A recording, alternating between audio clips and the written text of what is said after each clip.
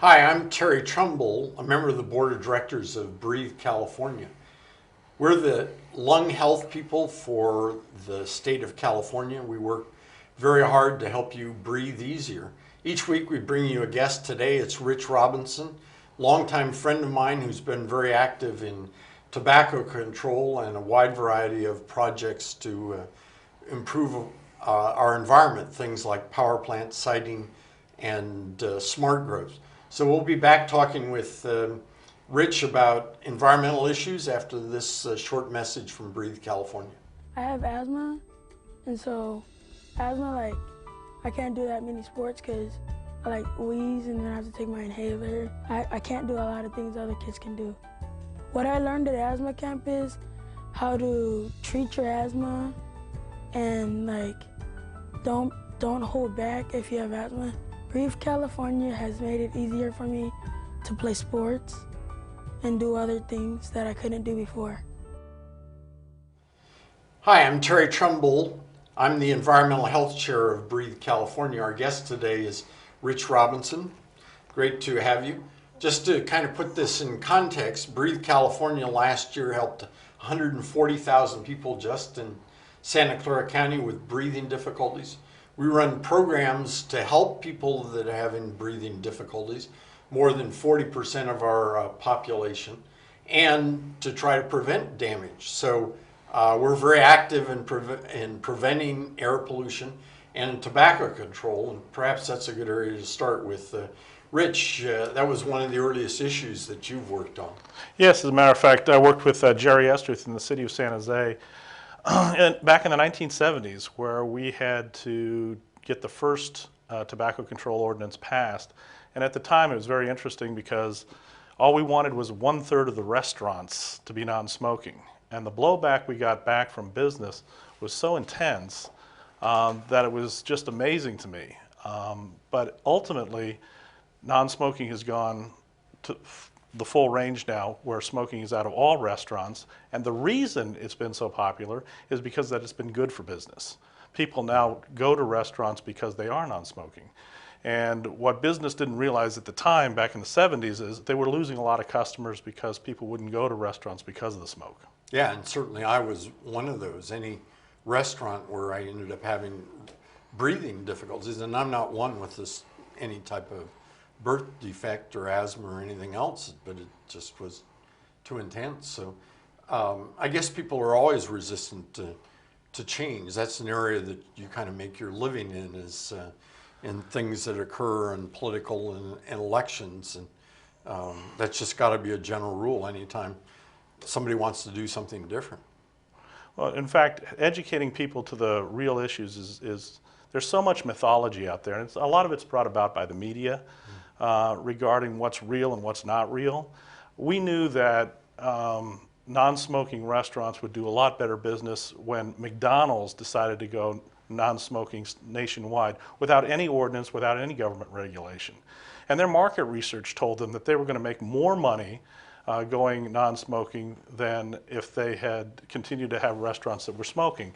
And that was a novel approach, and once the business community began to understand that, restaurants and regulation across the nation started to come into play. It was interesting also, but it's also gone to Europe. Both Ireland and Italy, which I've recently visited, both now have non-smoking in their restaurants, which 10 years ago when I went to Italy, smoking was part of the culture of a meal. But now, even in Europe, basically they have non-smoking and the restaurants are doing better and businesses doing better as a result.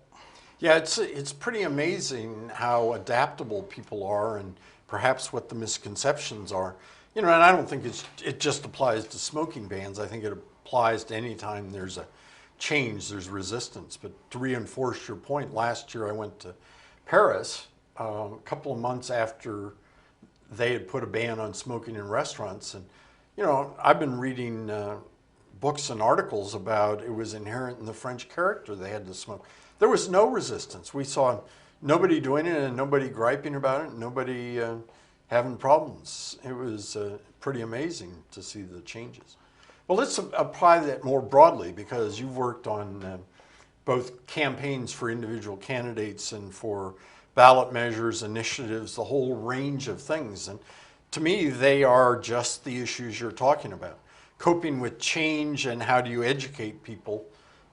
How is that for you being on one side or the other in an election? I mean, obviously half the time people are going to think you're the devil incarnate. Well, that's inherent in being a political consultant, that people think that you're unethical, and I let my brethren take most of the credit for that. Yeah. But the fact of the matter is that, for instance, the Calpine plant that we worked on, it was the first power plant ever to be endorsed by Breathe California. And the reason is that newer power plants, just like newer cars, are cleaner and more efficient. And so that actually improves the air quality, whereas a person might, in a knee-jerk reaction say, well, I don't want a power plant because that's going to hurt my lungs. And the fact of the matter is, if you take a look at the science and you look at the new technology that's coming on board, what we need to do is replace all the coal power plants in the nation and go to cleaner, more efficient energies. Yeah, I mean, that's absolutely the way we need to go. But obviously, short term, it's better to have a natural gas powered plant than building one in Utah and shipping the electricity into California, which was probably the most likely alternative. And it's to your credit that you had every environmental group in the area supporting the plant. Well, I think it's important for, and corporations should understand this as well, it's important for folks to have credibility in the communities that they're trying to persuade. And what happens far too often in political campaigns is that one side will say something, but they don't have any credibility on the issue.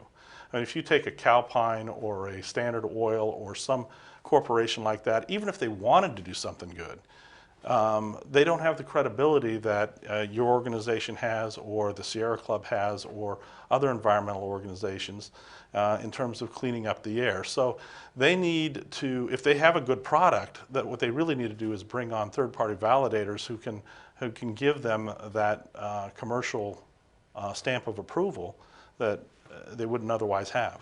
Yeah, and I think that your point is really critical. I'm reading a book that's a very detailed account of all the immorality at Enron. And I would think it's difficult for you to avoid every corporate client that you get being painted with that brush, to think that all corporations are like that, when in fact that's just not true.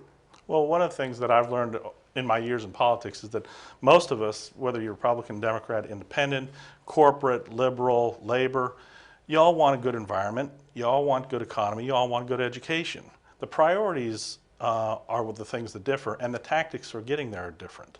But at the end of the day, the analysis is, if we all work together and we all implement those things we can already agree upon, it's going to be a lot easier down the road.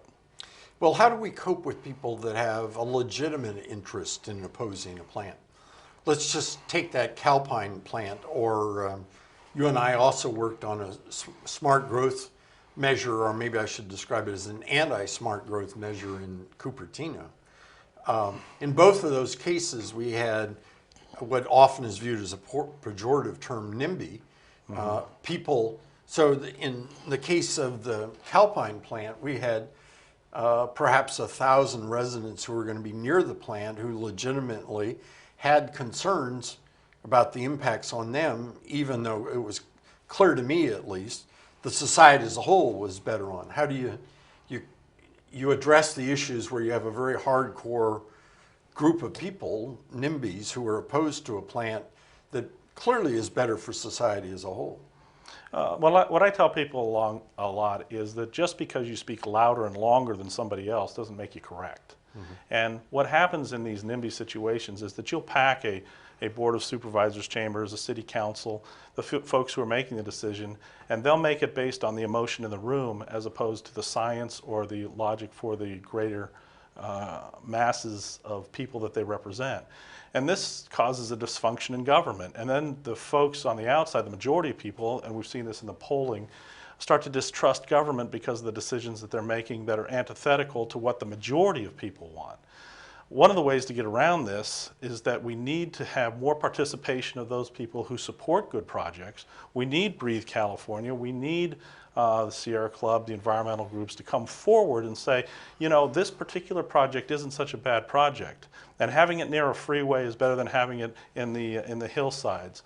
And, you know, doing the smart growth that we've all talked about on a project by project basis is really what we ought to be doing. Regional government is another way we should be going. You know, we're allowing small jurisdictions of people to dictate what's good for the entire valley. And that's really dangerous because you're going to get, you know, the myopic folks who live in a small area making decisions for the entire region. And I think that what we need to do, you know, at least politically, is start making more regional decisions as opposed to local decisions. But that's going to be really tough. You know, we have a couple of hundred governments in the 9-county Bay Area, and we all agree on smart growth. You know, the notion that when we do buildings that we ought to have more density near transit-oriented corridors, spots like the new BART stations or high-speed rail stations, the existing Caltrain or light rail stations, makes sense as a spot for increased density. It's the only way the system will pay for itself. But those are very tough issues to sell if you're a resident who lives nearby. And that's one of the other things that we have to take on as a society. Sometimes we have to go for the greater good. Sometimes we, as a society, have to be more altruistic, especially if it's going to happen in our neighborhood. And so, at the end of the day, if government's going to work, and if we're going to solve the major problems, especially the major environmental problems, then we're going to have to work together, and we'll have to go overlook some of the myopic things that cause us some sort of pain. And, you know, it's difficult to do on an individual basis, but collectively, what government officials need to do, and decision makers, and even the entire public say, is this better for us than the downsides? Because every project can have good side and a bad side, but you're going to have to weigh them as to what's best for the entire population. Yeah.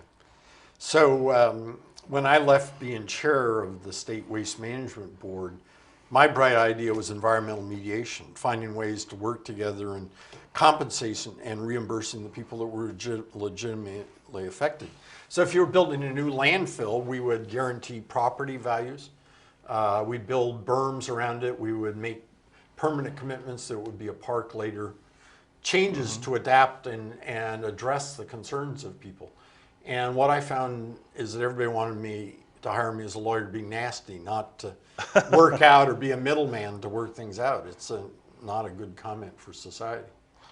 Well, those mitigations are necessary in order to make any project work. Yeah. You'll find that both developers and governments want to do as much as they can for the local population to make the projects work the best way they can and to mitigate these items. But there's some things that can't be mitigated. And so as you go forward, you have to deal with that. The last thing I'll say is, you know, we're both lawyers, so, you know, the adversarial nature of the law is the last place we really want to go, because the law takes time, it's the process, it's costly, and ultimately it leads to bad decisions. And so to the degree that we can have that mitigation and that negotiation and that mediation, we should do it.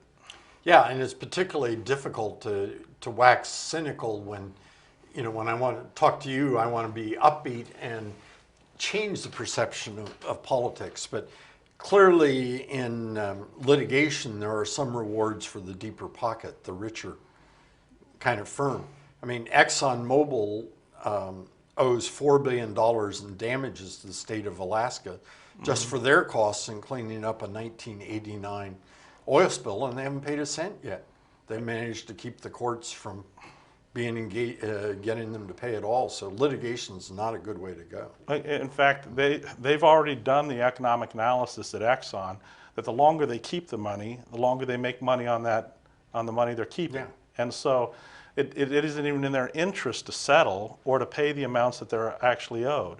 And so this gives a lot of work to lawyers on their side, but for folks who are seeking remedy, it's a long and painful process. That's why it's important to go out, and again, it comes to good corporate citizenship. Exxon should pay the money, But the fact of the matter is they have a bottom line and to their stockholders on a quarterly basis and numbers they have to meet. So the whole system is a little bit rigged against the individual, and that's why we ought to take these things up before they occur as opposed to after they occur, so that we can move the process along quicker.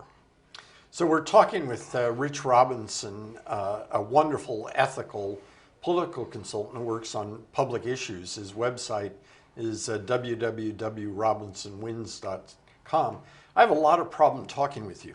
You know, I've been doing these interviews for 13 years now for Breathe California, and you get me so excited I want to dive in and do more talking when the idea is to get the guests doing the talking. So talk a little bit about the Cupertino measure that we worked on, and why isn't it smart growth? Oh, basically the NIMBY measures that were put together a few years ago, A, B, and C, basically restricted growth through setbacks, heights, and densities. And it was just a bad initiative, but it was brought about by a group of small group of people who had a very large voice in the community, and it would have hurt businesses. Apple and HP came out against it. And the only way to beat those initiatives is if the entire community comes together and says, no, that's not where we want to go. And that's what happened in Cupertino, and that's why we were able to beat it. We had support from Congressman Mike Honda, from Sheriff Laurie Smith. We had support from the council members that were on the Cupertino City Council. And all of the major folks, environmentalists, the Sierra Club, all came out against this NIMBY proposal. And it would have just shut down all kinds of businesses in Cupertino. But it was very scary because it appeals to a lot of people that says, oh, all we have to do to stop traffic, and traffic's the big issue, is reduce the number of buildings that we put up or restrict them to a point that they'll never be built. And that's the wrong way to go about things. That's why we should have a more regional plan, and that's why cities are so powerful, especially small cities, in these types of decisions when their effect is region-wide. And that's why I've been talking about reducing the amount of government, reducing the amount of governments that we have, and trying to make more regional decisions, especially as it comes to land use planning.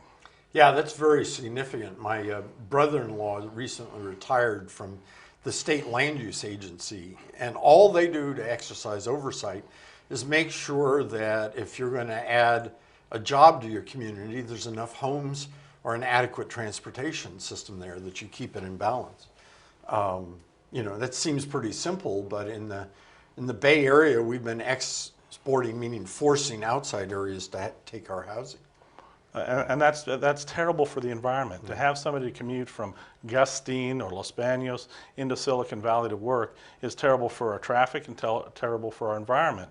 And to have local cities say, we're not going to have any more building, restricts the ability of our businesses to do well and our economy. So I go back to the regional planning, and we really have to change the system that we have now that allows those local jurisdictions to exercise that type of control. Okay.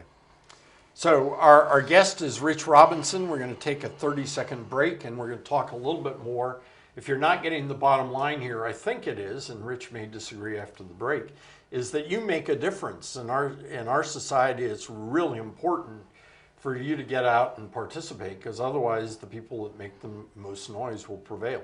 We'll be back in 30 seconds. What it feels like to have an asthma attack is, well, you can't breathe and you can't tell anybody that you're having an asthma attack because you can hardly talk. You can maybe say 1 or 2 words, but you can't say much else. Breathe California has helped me come in contact with more asthmatics and more people who have the same case as I do. It's important to me because I don't feel like I'm alone in the fight against asthma.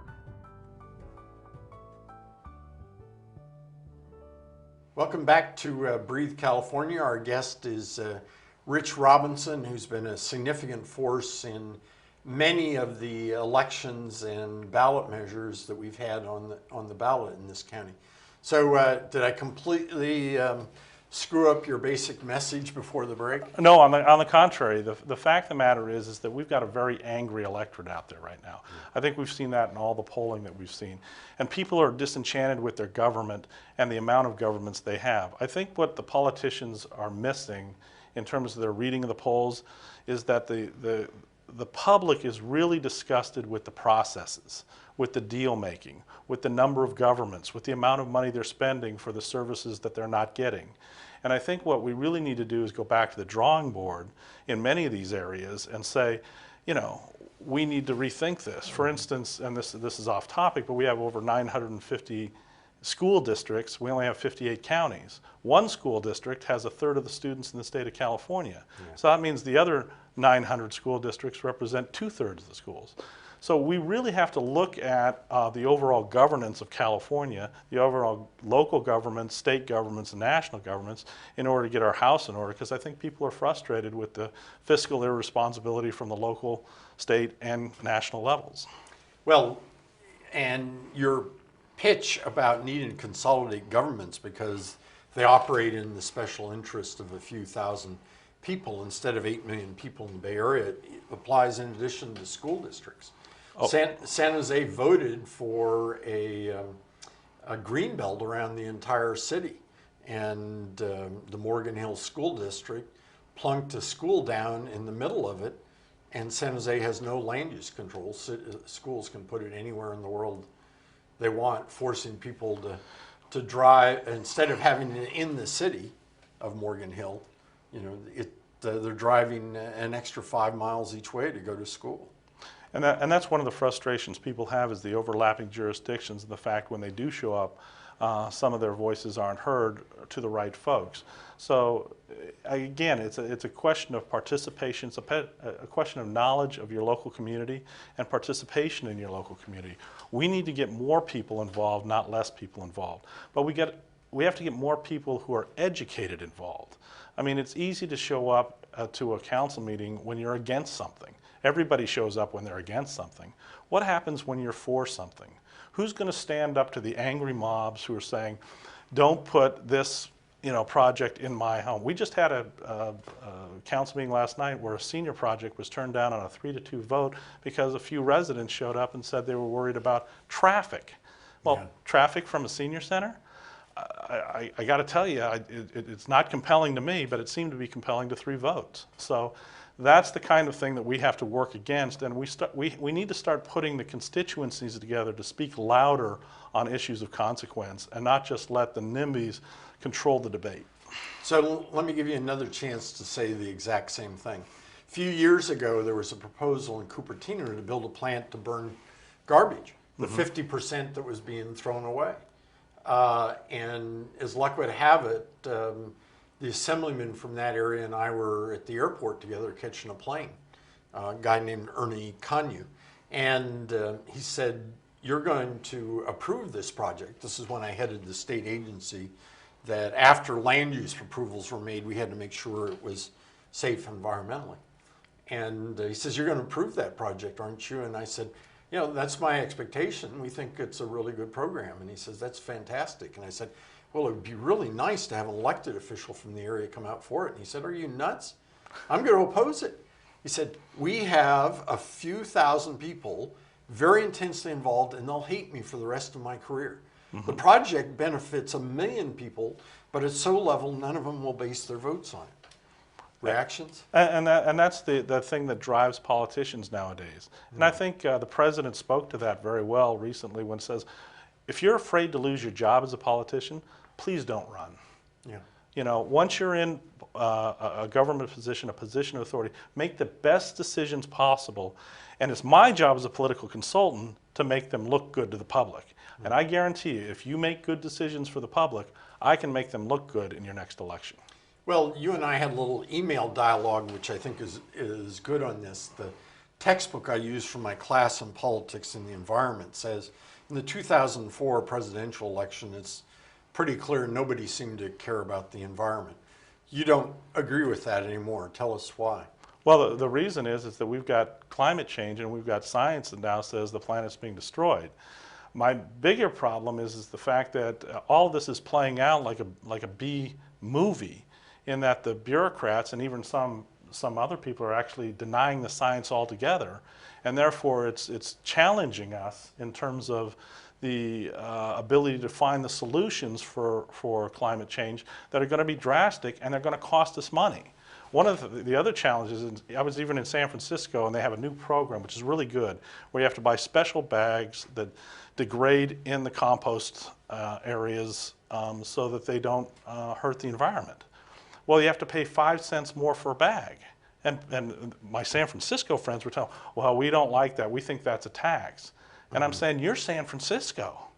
This is going to cost us something in order to improve the environment. And we all have to collectively buy in to the extra cost sometimes in order to make the whole planet better. And are we willing to do that? And after I explained that, of course, everybody said, 5 cents isn't that much. But, the initial sticker shock is something And the cost of the bag is higher than 5 cents when you look at the way it degrades the environment or the resources or anything it uses. And that's exactly right. And that's exactly right. And those cost-benefit analysis have to be given to the public, and they have to know them so that they're comfortable doing that kind of behavior. So we've got about a minute before I ask you to do a wrap-up, but some people say, maybe the failing on climate change is to forget the residuals, that everybody knows that our health is being affected. State says 2 to 4 years off of your life from air pollution. Are we better to sell the reductions from a standpoint of air pollution or the shortages of energy than continue to take it on as a climate change problem? I think climate change is the overall guiding issue, and I think you have to hit it from that broader perspective before you go to the other. Taking 4 years off your life isn't really relevant to people for some reason. In the last 4 years of some people's lives really aren't worth it, to tell you the truth. Well, that isn't the way it'll work. It'll be Right. Your medical difficulties are going to occur at the end of life or wherever.